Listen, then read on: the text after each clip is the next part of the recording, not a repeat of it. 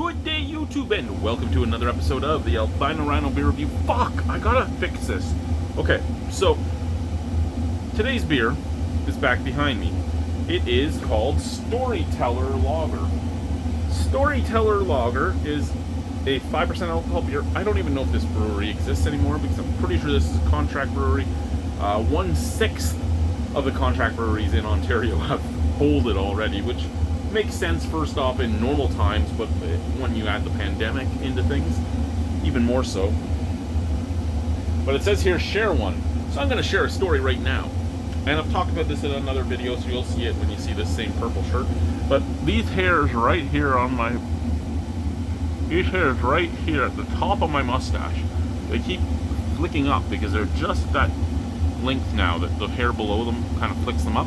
And then they go into my nose and they're hitting my nose hairs and it's messing me up. There's story number one. Anyway, we believe beer is like a great story, best enjoyed with friends. That's why Storyteller is brewed with premium ingredients and a crisp, clean flavor that everyone can enjoy. But our beer isn't just about our story, it's about earning a place in yours. Storyteller Lager. Storyteller Beverages, StorytellerBeverages.com, Storyteller Beverages Inc., Toronto, Ontario, Canada, brewed in Toronto, Canada.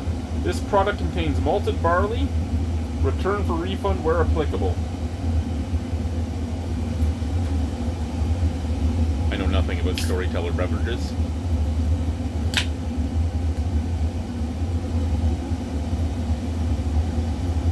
There's lots of stories we could tell. Ooh, look at the color on that. That looks like your average lager. I mean, you want a bougie beer? That kind of looks like your bougie beer. And I know bougie is different for everybody. When me and the guys started using bougie, it was craft lagers that were trying to be macro lagers, but charging craft prices. And that kind of looks like one. That is crystal clear. Like I can see myself through it. It is a straw color. It had bright white head. There is a snap crackle pop that you can hear over that furnace behind me, and it is burning my ass. That's why I'm so close to the camera right now, because if I step back here, that oil burner, it's gonna singe my hair, so I stand a few feet away. Scent. Let's do the cup first.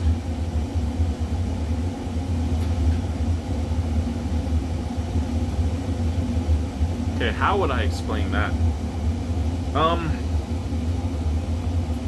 Any of you ever buy crackers at the store, like just soda crackers or something? Let's say no-name soda crackers or ramen noodles or anything that the best before date doesn't really matter, and the store has missed the best before date, and it's like 3 or 4 months past, and you go to make it, and it tastes fine, but it has that almost like weird plasticky lard smell because it's going stale and it's past its date. Out of the glass, that's kind of what I'm getting, is that lardy slash buttery stale smell. Can's the same, but add in that like dirty sink water, or like your washcloth when it gets that sort of musty smell after you've done like 10 loads of dishes with it without cleaning it, and it's, your kid has forgotten to wring it out and hang it, so it's been in a ball for that type of smell. But I mean, again, there are macro beers that have that smell, so this isn't something that's turning me off in that aspect. It's bougie to me. Cheers, let's try it.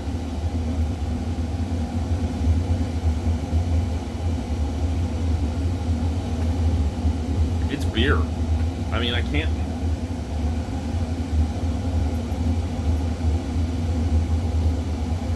complain about that.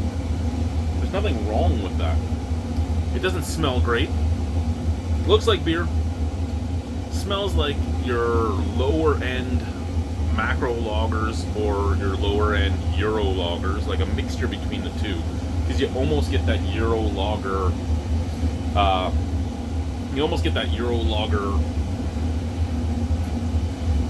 What the fuck am I? Like sulfuric taste to it. Well, sulfuric scent to it. So it smells like your average lower end macro products. It tastes like your average mid-range macro products. So they are right, it is a taste that anyone could enjoy if they wanted to. I'd say this is... One second. Grab the can again for something here. But...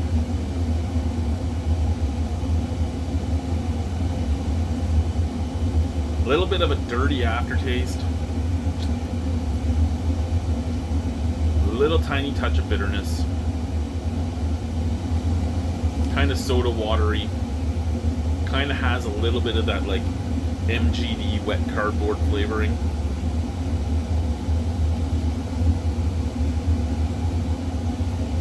It's crisp, soft, easy drinking. That really comes off as a beer you'd want to drink from the can. So I just grabbed the can to do this quick.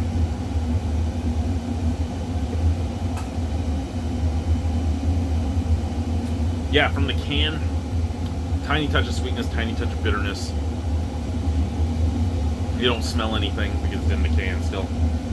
And it's just a tiny touch of sweetness, tiny touch of bitterness. So they are right. This is a can, this is a beer you could share with anyone. There are people that are going to be like, fuck that, I'm a craft beer guy, I'm not drinking that swill. And there'll be people that are like, you know what? My dad loves Bud, or my dad loves Blue. Or my uncle and my grandfather are together and they drink Molson and Export, and I want to be able to have a beer with them and, you know, bring them something new that they might enjoy. That's something new they might enjoy. So as long as you're going into it open-minded, knowing that it doesn't taste awful. It tastes like beer. And I know there's people that hate the taste of regular beer, and that's true. There are people that hate the taste of regular beer. But the majority of beer drinkers either started on this or have only had this, like regular beer. Just beer-flavored beer, right? Beer-flavored beer. Not a lot of people have grown up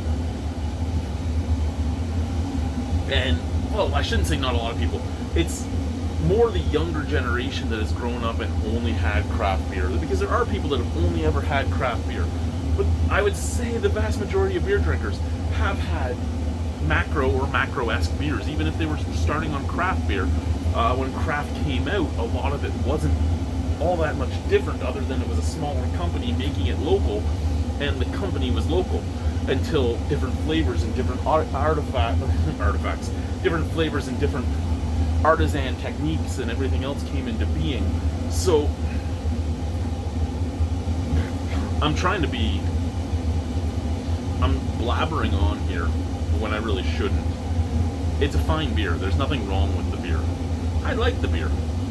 I don't want to drink it out of a glass, but I could buy cans of that and just sit around the campfire and drink it and tell stories and reminisce with my buddies. It's getting a 7 because I could buy it again. Thanks, guys. Bye.